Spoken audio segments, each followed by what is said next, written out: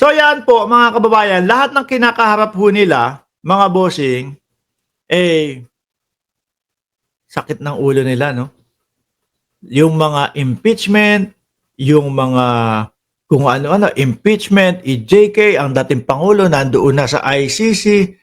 Lahat po ng yan, mga kababayan, ang tingin po ng mga DDS, ang makakaresolba dyan ay ang pagpaparesign o ang pagpapabagsak kay Pangulong Bongbong Marcos. Di ba, Sir Ed Caballes, tulog na si General Torre, maaga pa bukas. Ay, oo nga, huwag na nang banggitin. Huwag niyo nang banggitin, ha? Hayaan yung mahimbing ng tulog at baka maaga ang gising nun pagsundo kay Tebes. Ngayon no, mga kababayan, simulat sa pool pa lang naman po, no? Nagtayo sila ng entablado kung ano-ano na yung mga pinagsasasabi nila kay Pangulong Bongbong Marcos para mapabagsak at masira sa mamamayang Pilipino. Di po ba? Para masira po sa mamamayang Pilipino, mga bossing. Nandiyan yung sinabi nila, baha daw sa Davao. Takas ulit si BP Sara. Huy, anong baha sa Davao? Oho, baha na naman dun. Ilang araw ng baha dun? Ano kaya nangyari doon sa 51 billion? Ano? Oh. Dahil pag napabagsak nila si Pangulong Bongbong Marcos, eh, siyempre papalit si BP Sara. Baka po lahat ng yan, pati po si Roque, wala ng kaso agad-agad. Oh? Tanggalin ang kaso kay Roque, etc. Ganito, ganyan. Oh. Nire-request ko na balik sa Pilipinas si Digong. Ganun na. Kaya ho, patuloy hanggang ngayon, hindi sila bumibitaw. Kahit pakonti ng pakonti ho sila, mga kababayan, hindi sila bumibitaw para mapatanggal sa pagkapangulo si PBBM. Kagaya ni Roque. Oh, kung ano-ano na ho sinasabi ngayon ni Roque. Minsan parang may topak na ho eh. No? Kasi hindi siya pwedeng sumuko. Yan na lang ang natitira niyang hope, no? O pag-asa para siya ay makabalik ng Pilipinas nang hindi nakukulong. Ang matanggal si Pangulong Bongbong Marcos. Di po ba? Ngayon, sigaw nila nung nagpaparesign si Pangulong Bongbong Marcos. Oh, mag-korte si resignation yung mga gabinete. Siyempre, oh, tatanggalin, oh, mga bossing, oh, tatanggapin yung mga resignation ng mga taong hindi na po nagtatrabaho ng maayos. Ang sigaw naman ng mga DDS, bakit hindi ikaw ang mag-resign? Naku po, eh, ang nakaback up sa Pangulo, no? Napakarami hong Pilipino. Tingnan nyo na lang, sa Congress, 86% nung lumagda sa impeachment ni Inday Sara Duterte, lahat panalo. O, ano pa ibig sabihin nun? Kasi kung hindi pabor ang mamamayang Pilipino sa impeachment, yung kanilang mga kadistrito na tumatakbo bilang kongresista, hindi ho nila yan iboboto. No? Mataas masyado yung 86%. Ibig sabihin, okay sa kanila yung ginawa nung kongresista nila na nasa distrito nila. Bakit nga naman mag-resign ang Pangulo? I will resign? Question mark. Bakit? No? Ba't ko gagawin yun? Wala sa ugali ko yung tinatakbuhan ng problema. Naku, si Roque na naman ito. Naku, sila Duterte na naman ito. Naku, si Bongo at si Bato de la Rosa naman to. Dahil etong mga to, mga kababayan, oh, sila Bongo, si Bato, pinapatawag niya sa Congress, ano ginagawa nila? Tinataguan nila sa pamamagitan ng mga alibay nila na kung ano-ano. Eh, pabor sa kanila yung makapagsalita at maipaliwanag ang kanilang side sa Congress. Di ba? Baka pag tayo narinig natin kung ano yung paliwanag nila, baka ultimo ho tayo, mga kababayan. Eh, sabihin ako, eto si Bato de la Rosa, totoo sinasabi nito. No? Susuportahan ko to, ibablog ko nga to. No? Ginigipit talaga siya ng gobyerno. Tayo pa ang magsabing ganun. Pero hindi ho eh. Wala hong makita at marinig na pagpapaliwanag sa kanila.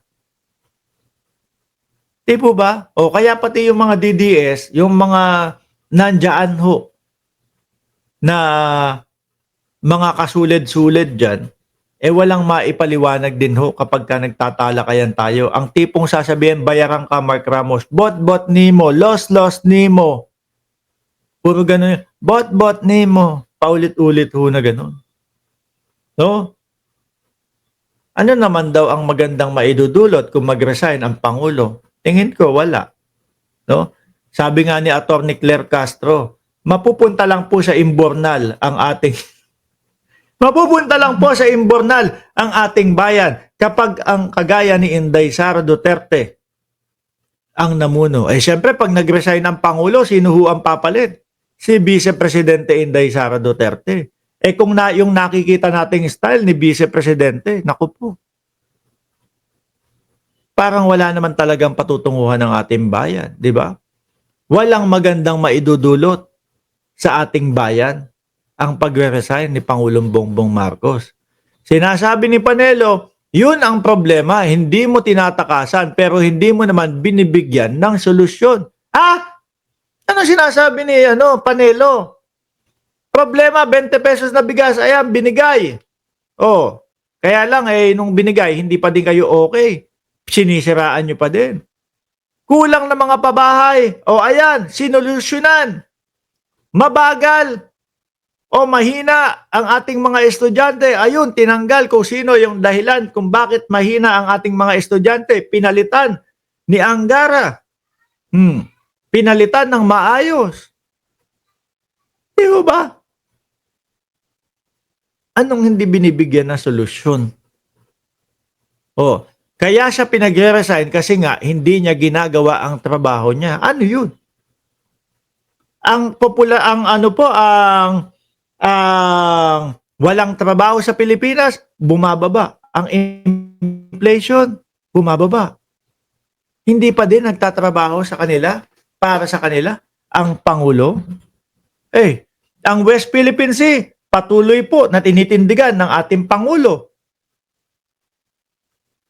Di ba? Ano yung sinasabi nila Panelo? Kasi nga, doon sa kanila, sa samahan ng mga DDS, basta maibuka yung bibig ng mga leader o ng mga matataas sa kanila. Maibuka ni Maharlika yung kanyang bibig, okay na yon. Wala nang ginagawa ang Pangulo. Hindi na ho nila sisiya sa atin, hindi na nila aalamin. Totoo bang walang ginagawa ang Pangulo ng Pilipinas? Yung hinihingi na lang 20 pesos na bigas na paulit-ulit, hindi na po nila maisigaw. Nasa na po ang 20 pesos na bigas? Hindi na nila maisigaw. Kasi nasolusyonan ng Pangulo. Diba? Sabi ko nga ho, although sa ngayon ay abonado ang gobyerno, pero di kalaunan po, mawawala din po yung abono niyan. At least, maagang naibigay po, na ang huhugutin na lang ng kapwa natin Pilipino ay 20 pesos para makabili. Ultimo ho doon sa mga minimum wage, sumusweldo ng sapat, pwede na din pong bumili. Ibig sabihin, papunta po ang gobyerno ni Pangulong Bongbong Marcos sa malawakan ho na pamurahin yung bigas. Etong mga DDS, patuloy lang naman pong ganyan yan Patuloy lang po na magsasalita ng mga ganyan yan. Kasi nga po, sa kampo nila, okay lang yung walang supporting evidence, Okay lang yung walang nakasuportang ebidensya. Basta, madami naman DDS dyan 20 million ang DDS dyan, Maniniwala na yun. Hindi kailangan ng mga DDS ang ebidensya. 'Di ba, Ma'am Jazz? Naku, may pahabol pa si Ma'am Jazz. Salamat po, Ma'am Jazz, sa inyong super sticker. Patapos na tayo Nagpahabol pa. Anyway, mga boss, Chief Amo, sir. Ako'y magpapaalam na po. Halos mag-iisa't kalahating oras na din tayo. 2,000 umabot yung ating mga viewers, 2,200. Huwag niyo pong kalimutan na mag-like, mag-subscribe, and mag-share. Muli po, maraming salamat, Ma'am Jazz. And maraming salamat po sa inyong lahat.